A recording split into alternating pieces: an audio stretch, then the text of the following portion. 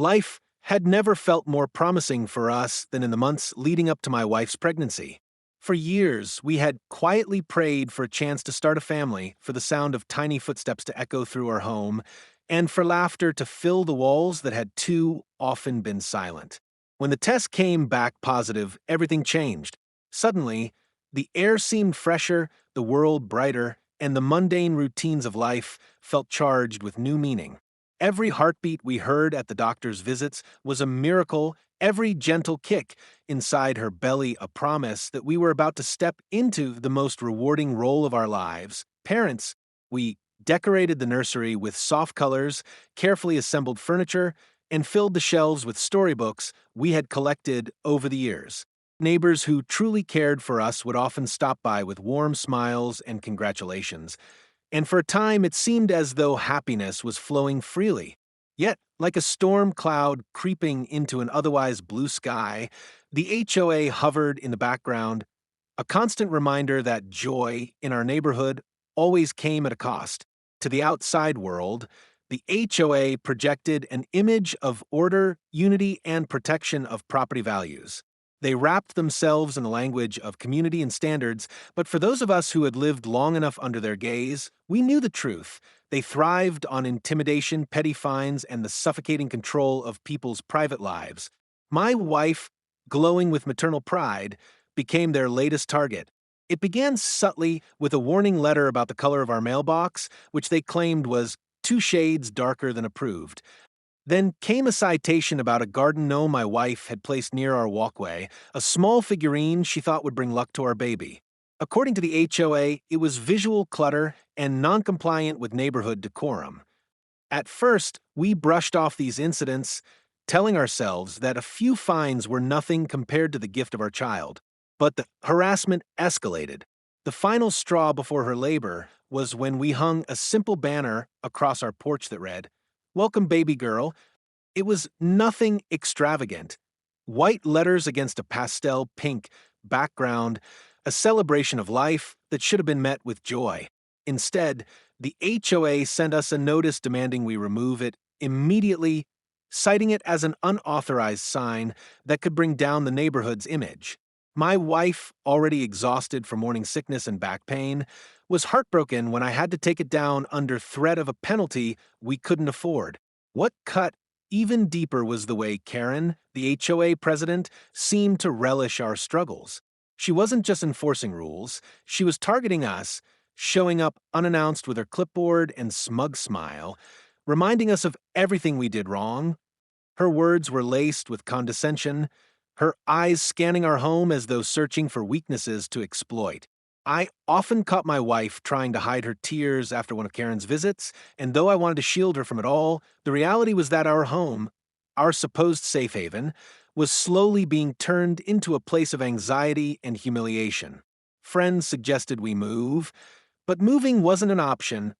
Our savings were tied into this house, and with a baby on the way, uprooting everything felt impossible. So we endured day after day, hoping that once our child was born, perhaps even the HOA would soften, recognizing the sanctity of new life. But that was wishful thinking. The truth was, the deeper my wife entered her pregnancy, the more the HOA tightened its grip, as though they saw our joy as something offensive, something to crush under the weight of their regulations. We tried to find comfort in the little things, the sound of our baby's heartbeat on the monitor, the gentle rocking of the crib we had set up, the lullabies my wife hummed at night.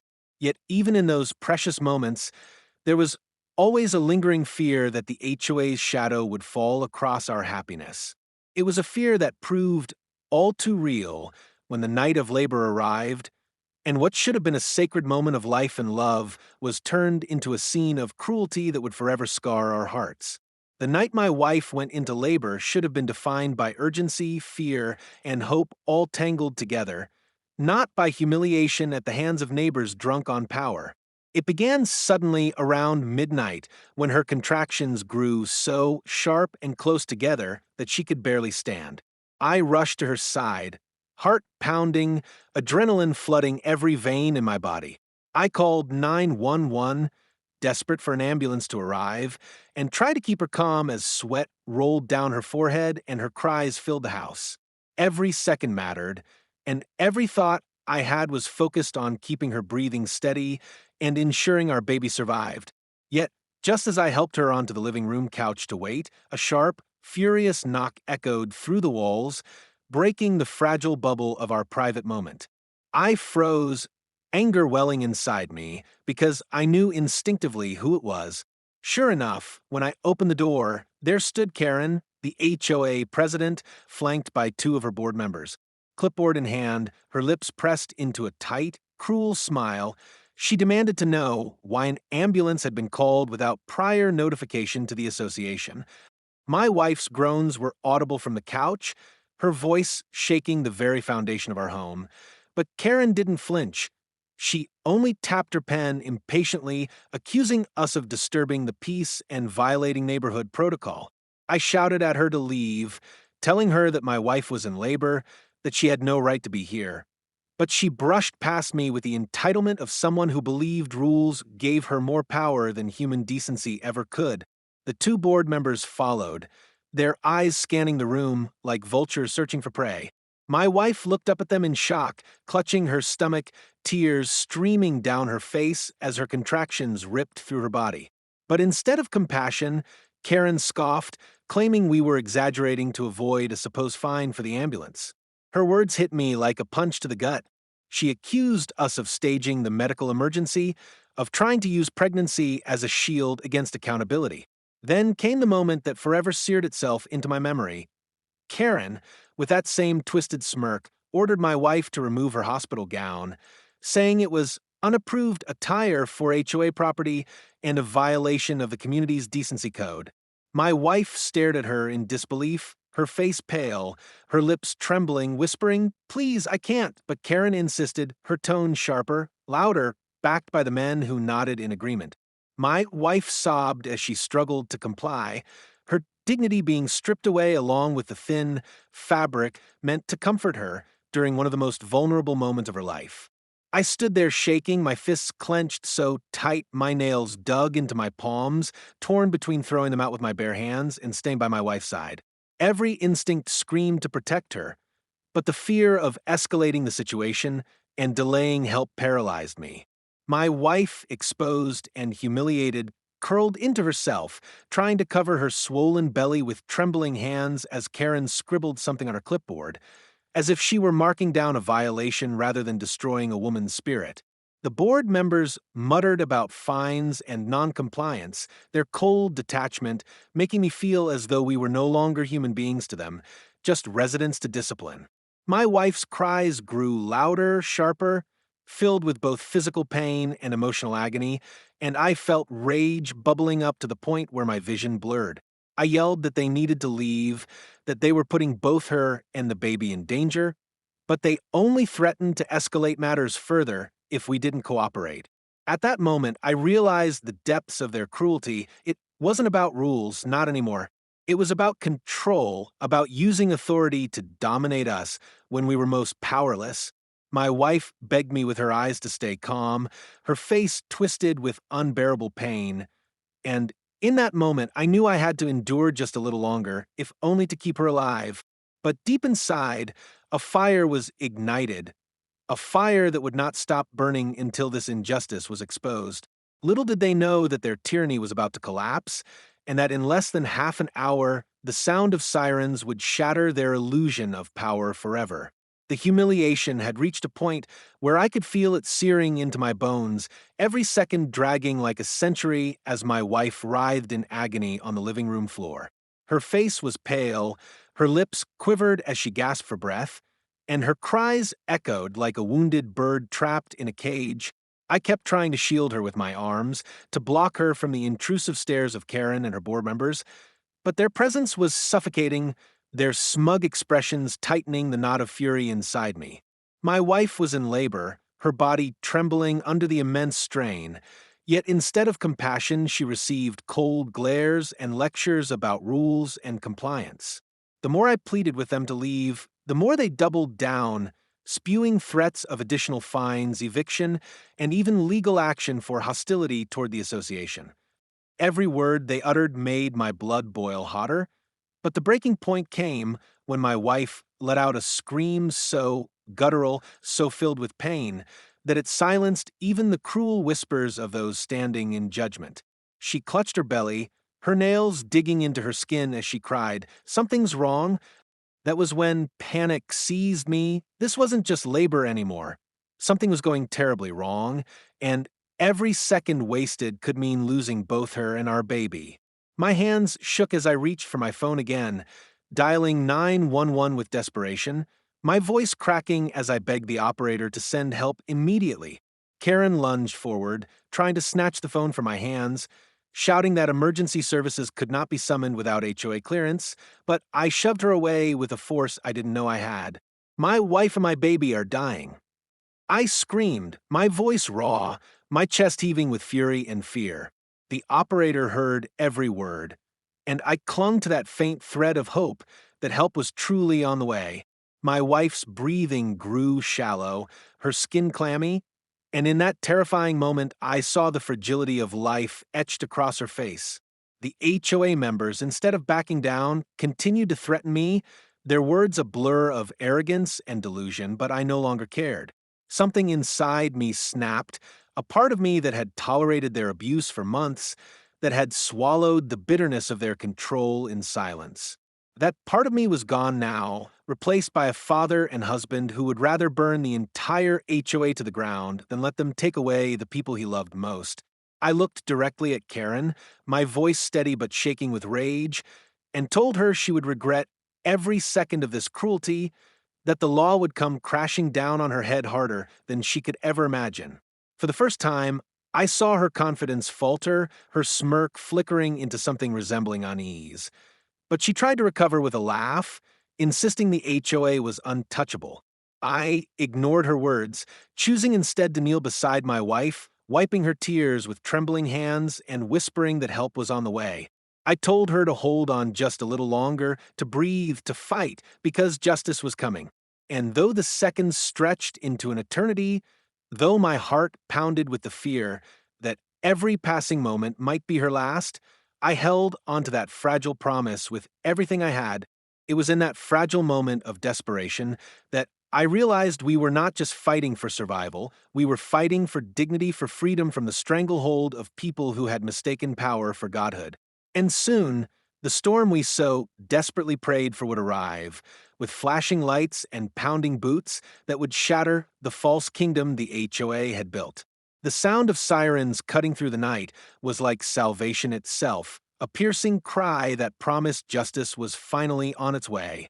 For 30 agonizing minutes, I had lived in a nightmare where my wife's pain was treated as a nuisance and her dignity was ripped away by people who thought rules mattered more than human life. Now, the pounding of boots on our front porch sent a surge of hope racing through my veins. The front door burst open, and in stormed officers with flashlights and commanding voices, their presence filling the room with an authority the HOA could never counterfeit. Karen's smug expression faltered, her voice stammering as she tried to spin the story in her favor, claiming we had staged a medical emergency to avoid compliance, that my wife was exaggerating, that everything was under control. But the truth was painted across the scene in strokes too bold to ignore. My wife curled on the floor, half naked, sobbing in pain, trembling as though her very soul had been broken, me kneeling beside her wild-eyed and desperate, and 3 HOA enforcers standing above us like predators caught in the act. The officers didn't hesitate. With sharp, commanding orders, they separated the HOA members from us, their hands moving quickly to restrain Karen and her cronies as they barked out charges of harassment, unlawful entry, and obstruction of medical assistance. One officer knelt beside my wife, his tone softening as he assured her that paramedics were already on their way inside, his hand hovering respectfully as though afraid even to touch her without permission after all she had endured. Tears streamed down my face at the sight of her finally being treated with humanity. Karen shrieked in protest as the cuffs clicked around her wrists, insisting she was enforcing community rules, that she had the right to oversee what happened in her neighborhood. But the officers weren't buying it. Not when they saw the terror in my wife's eyes, not when they heard the ragged sobs spilling from her lips, not when they witnessed firsthand the cruelty that had unfolded in what should have been our sanctuary. The two board members tried to distance themselves, claiming they had been pressured by Karen, but the officers cuffed them too, stating firmly that compliance with cruelty was still complicity. As they were dragged toward the waiting squad cars, my wife clutched my hand, her grip weak but determined, whispering, "We're safe now." And in that moment, as paramedics rushed in with a stretcher and medical gear, I felt a wave of relief, so profound it nearly knocked me to my knees. For the first time that night, I allowed myself to breathe. The humiliation she had suffered could never be undone. The pain could never be erased, but at least the nightmare was ending. Officers stood guard at the door, while neighbors gathered outside, awakened by the flashing lights and chaos. Many looked horrified as they saw Karen being escorted in handcuffs, her shrill protests echoing uselessly in the night. The empire of fear she had built was crumbling in real time, dismantled by the very law she thought she was above. Inside, the paramedics worked quickly, checking my wife's vitals, lifting her gently onto the stretcher as I held her hand every step of the way. One officer placed a firm but kind hand on my shoulder, looking me directly in the eye and saying, "You did the right thing calling us. Don't let anyone ever tell you otherwise." His words cut through the chaos, giving me strength in the middle of my exhaustion. As they wheeled my wife out, I followed close behind, refusing to let go of her hand, even for a second. Behind us, Karen's voice faded into the distance, drowned out by the slam of a squad car door. For once, her power was gone, and in its place stood accountability. That night, the police stormed not just into our home, but into the very heart of a corrupt system that had long gone unchecked, and for the first time in months, I believed that justice was not only possible, it was inevitable. The hospital became both a refuge and a battlefield of its own in the hours that followed. But this time the struggle was not against cruelty, it was against the fragile line between life and death. My wife was rushed into an emergency delivery room, doctors and nurses working with urgency as alarms beeped and instructions were shouted across the sterile air. I sat in the hallway, trembling, every second stretching into an eternity as I prayed for both her and our baby. At last, the cries of a newborn pierced the silence, a sound so pure and powerful that tears burst from my eyes uncontrollably. When the doctor emerged and told me both my wife and child were safe, though exhausted and weak, I felt as if my chest had been split open by relief. I was allowed into the room, and there she was, my wife, drained but smiling faintly with our tiny daughter bundled against her chest. The sight erased every ounce of humiliation and pain we had endured, replacing it with awe, gratitude, and love so fierce it was almost unbearable. Yet, even as we held each other, we knew this wasn't the end. News of the HOA's actions spread like wildfire, first through the police report, then through local media, and eventually across the state. Neighbors who had once stayed silent began coming forward, sharing their own stories of harassment and abuse at the hands of Karen and her board. Fines for imaginary violations, threats of eviction for harmless decorations, bullying of elderly residents. Suddenly, the shadows were filled with voices no longer afraid to speak. The HOA that had ruled through intimidation found itself under criminal investigation. Karen faced charges of harassment, unlawful entry, obstruction of emergency medical services, and reckless endangerment, while her board members were complicit in every crime. Watching her walk into court in shackles, her arrogance stripped away, was a moment I never thought I'd see. But beyond the punishment, something even greater happened. Our neighborhood found its voice again. Residents demanded change, and the HOA was dismantled, replaced with a fair, transparent system built on cooperation instead of fear. For me, though, justice was not about seeing Karen fall. It was about ensuring my wife never again had to bow her head in shame before people who saw her humanity as negotiable. It was about holding our daughter in my arms and promising her she would grow up in a home where her parents stood tall, unafraid, free. Even now, When I look at my wife, I see not just a survivor, but a warrior who endured the unendurable and still found the strength to smile when our baby girl was placed in her arms. The scars remain, emotional wounds that may never fully heal, but they remind us of the truth that love can survive humiliation, that dignity can rise from degradation, and that justice, though slow, has the power to storm in when it is needed most. And every night, as I rock our daughter to sleep, I whisper a silent vow that no rule, no board, no self appointed tyrant will ever again have the power to strip us of our humanity. We paid the highest price for our freedom, but we emerged with something untouchable: hope, family, and a love unbreakable by any force of cruelty. If the story gripped you and opened your eyes to how far HOA abuse can go, don't let it end here. Hit that like button, share this video with someone who needs to hear it, and most importantly, subscribe to HOA Denied Access for more powerful, emotional stories that expose the truth behind neighborhood tyrants. Your support helps us keep telling these stories, and together, we can make sure no family ever has to suffer in silence again.